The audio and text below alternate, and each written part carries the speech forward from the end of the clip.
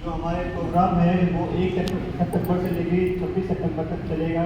इसमें हमारी सभी आशा बहनें हर गांव में, हर कस्बे में जाके बेटी पढ़ाओ बेटी बचाओ के को लेकर सबको जागरूक करेंगे। इसमें सबसे ज़रूरी ये है गर्भ में होने वाली भ्रूण जांच और उस भ्रूण हत्या को रोका जाए। वह इसका जो ये जांच कर रहा है उसके उसके सख्त से सख्त कार्रवाई की जाए। इसमें सबसे जरूरी क्या है, अगर कोई सेक्स डिटर्मिनेशन कर रहा है तो वो पाप है, अगर कोई करवा रहा है वो भी पाप है।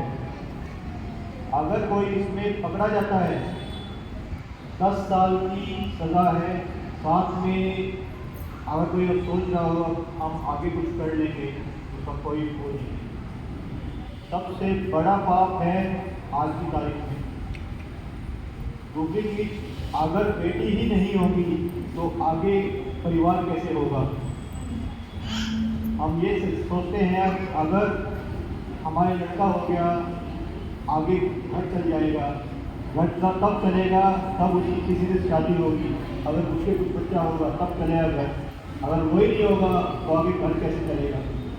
आज की तारीख में क्या पहले भी ना ही बेटी किसी से कम हुई थी और ना ही होंगी।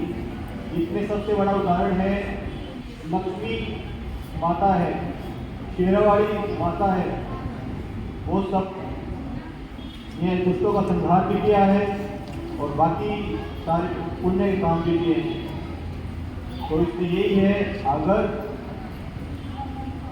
बेटी बचाओगे तो आगे संसार का आगे उद्धार हो सकता है, नहीं तो इसमें कुछ नहीं कर सकते।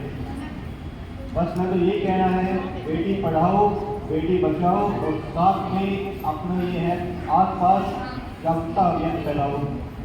क्योंकि कई बार ये है अपने आस पड़ोस में ऐसी गलतियाँ होती हैं, ऐसे पाप होते हैं जिनको हम जानते हुए भी अनजान बनते हैं।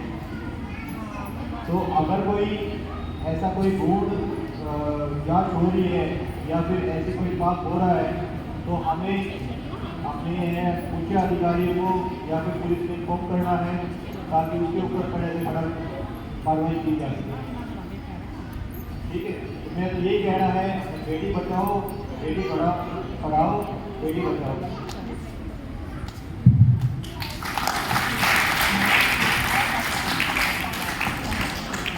धन्यवाद हमारे सरकार। अगले बच्चा हमारे बेटी बचाओ बेटी बचाओ।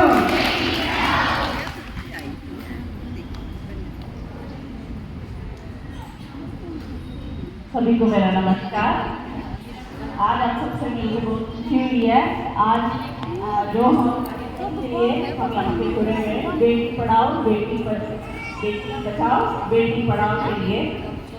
इस कार्यक्रम के लिए हमारे आशा वर्कर के बहनें हैं जो पहले से ही बहुत कष्ट उठाए हैं, बहुत प्रयास करते हैं, तो घर घर जाके वो हर किसी को जागरूक कर रहे हैं और समय समय पे वो वही प्रोग्राम करते हैं। ये तो हम पिछले सालों में हम देखते ही आ रहे हैं। तो अब जो स्पेशल ये समय दिया है सरकार ने 1 से 26, इसमें आपको जागरूक करना है, हर किसी को बताना है कि हम क्यों बचाना चाहते हैं। सबसे पहले बेटी को बचाएं क्यों। ठीक है, देखिए जीवन शुरुआत होती है नारी से, ठीक है, जो स्त्री से बेटी से ही शुरू होती है। तो जब औरत ही नहीं रहेगी तो लड़कियां नहीं रहेगी तो जीवन ही नहीं है, तो बाकी फिर जीवन नहीं है तो फिर परिवार नहीं है, संसार भी नहीं है। तो सबसे पहले इसीलिए तो इस संसार को बनाए रखने के लिए सबसे पहले तो आवश्यकता है बेटियों का होना। तो हमें सबसे पहले बेटियों को बचाना है, जिसके लिए देखो संसार कुछ सख्त आदेशें दे रखी है, जैसे भ्रूण लिंग हत्या को रोकने के लिए इसके प्रति कड़ी से कड़ी सजा सुना रखी है। तो इसको हमें रोकना है। और एक और बात मैं कहना चाहती हूँ, जो अवैध रूप में जो गर्भपात की गोलियां मिलती है, तो इसे भी हमें रोकना है। तो इसके प्रति भी सरकार का आदेश है, जो अवैध रूप में जो गोलियां बांटता है इसके प्रति भी कड़ी से कड़ी सख्त कार्रवाई होगी और सजा मिलेगी।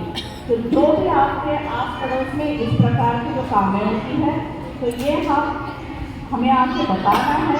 तो आप स्वास्थ्य विभाग के साथ सहयोग के साथ आप, ठीक है, ये तो केवल आशा वर्कर के लिए नहीं, हर एक नागरिक का ये आपका जिम्मेदारी है। तो हर एक के लिए ये हम बताते हैं। और बच्चों को पढ़ाइए, बच्चों को पढ़ाओगे तो उनका भविष्य आगे अच्छा रहेगा। तो आज के डेट में जैसे पहले सरपंच जी ने कहा, कप साहब ने कहा, तो हर एक क्षेत्र में देखो बेटियां आजकल आगे हैं। सच बताओ तो बेटियां बेटों से भी आगे बढ़ चुकी हैं हर एक क्षेत्र में। तो हर एक क्षेत्र में हमें बेटियों को बढ़ाना है, उनको बढ़ावा देना है पढ़ने के लिए और बढ़ने के लिए। और किसी भी प्रकार की सहयोग चाहिए, देखिए स्वास्थ्य विभाग आपके लिए और उसके दरवाजे आपके लिए 24 घंटे खुले हैं और हमेशा आपके लिए किसी भी प्रकार की सहयोग की जरूरत है, हम आपको सहयोग देने के लिए तैयार हैं। तो मेरी शुभकामनाएं मेरे सारे आशा बहनों को, और आशा है आप आगे भी ऐसे ही काम करते रहिए। धन्यवाद। धन्यवाद हमारे डॉक्टर जैस्मिन मैडम का। और अगले वक्ता हमारे प्रकाश कांबळे जी, प्लीज स्टेज पर आएं।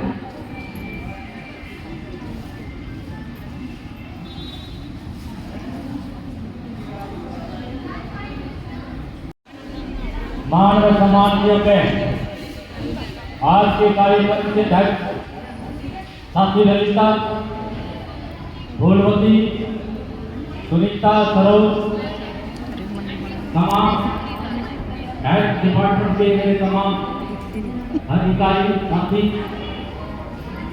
अखिल भारतीय किसान सभा के जिला के नेता मास्टर बलवान सिंह, CI2 के जिला के उपाध्यक्ष साथी राम भगत, साथी सतपाल, साथी सत्यनारायण, तमाम बुजुर्गों, नौजवान साथियों, प्यारी बहनों, बच्चों,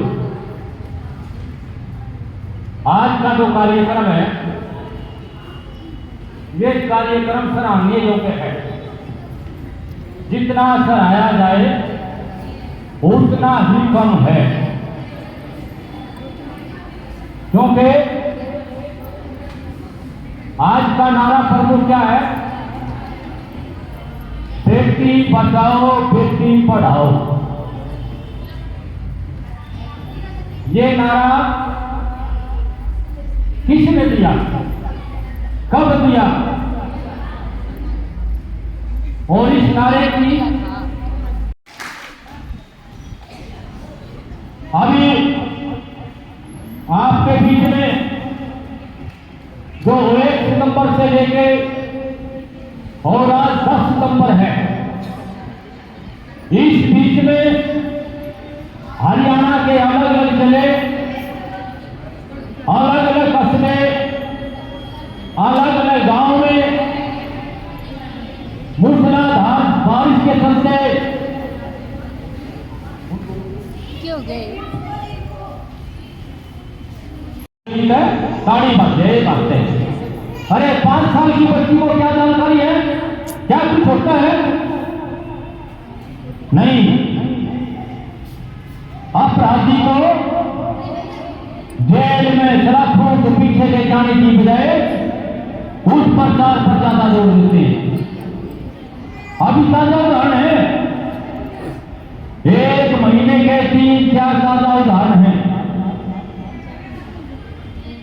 वो तो अभी हाल सुर्खियों में भुवन चलेगी।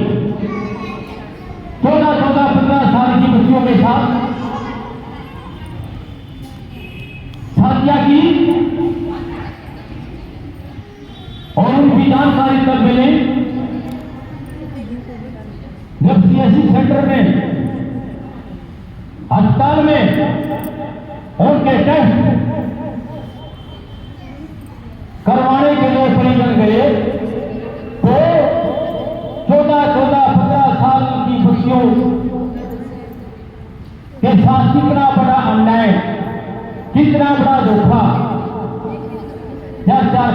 महीने के बच्चे किस लिए लेकर आए थे वो? उनका असल में इरादा क्या था? असल में इरादा ये था कि उन बच्चों का गर्भपात कराना।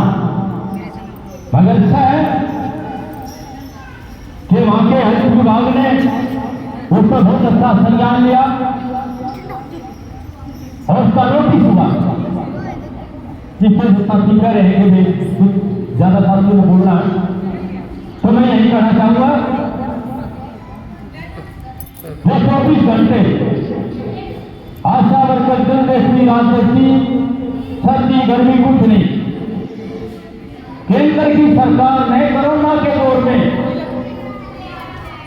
2 डिपार्टमेंट हैं जिसको कोरोना योद्धा कहा था। मगर हाल का बहुत ही विचार करने की जरूरत है।